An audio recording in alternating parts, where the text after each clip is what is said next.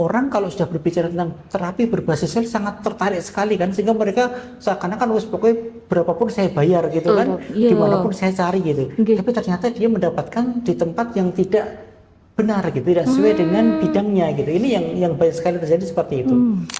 Dokter yang sama sekali tidak tahu stem cell, tiba-tiba dia praktek stem cell ya.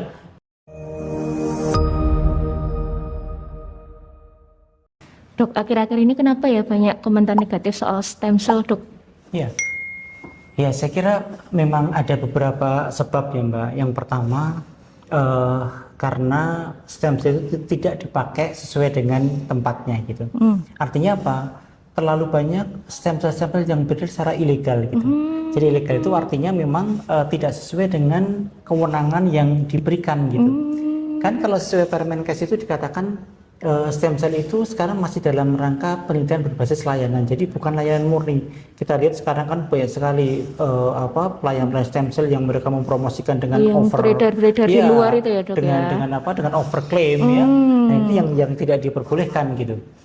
Dan kemudian banyak stem cell yang dipakai tidak diproduksi pada tempat yang memang sudah direkomendasikan oleh Badan POM gitu.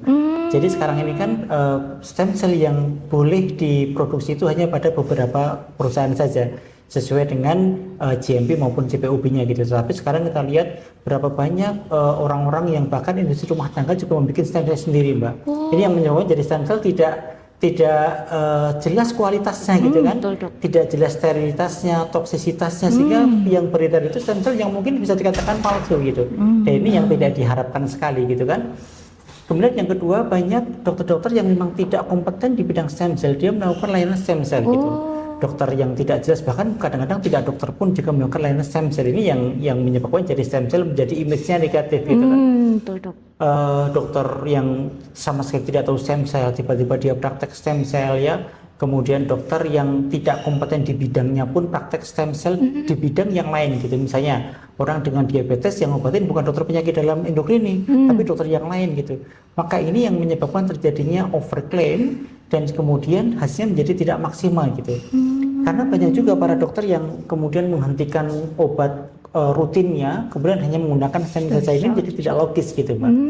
Jadi memang banyak faktor yang menyebabkan sekarang image-nya negatif karena itu gitu, karena tidak digunakan sebagaimana mestinya gitu. Maka sekali lagi ya sebenarnya kita menghimbau betul ya kepada semua masyarakat supaya dalam mencari informasi tentang stem cell harus benar-benar yang sesuai gitu ya.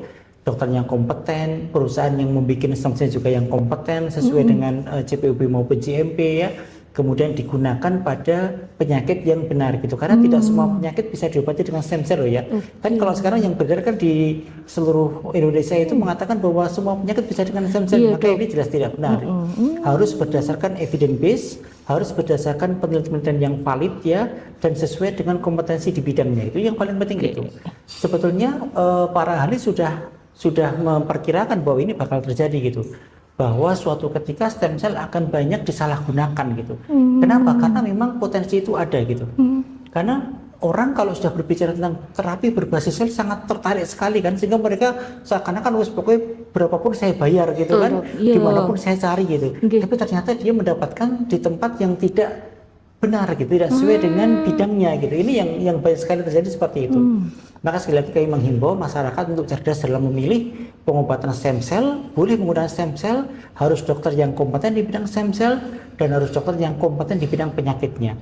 Dan stem cellnya dibikin oleh perusahaan yang memang kompeten untuk membikinnya. Yang paling penting itu, Pak. Oke, biar aman semuanya ya, Dok, Iya, ya. iya.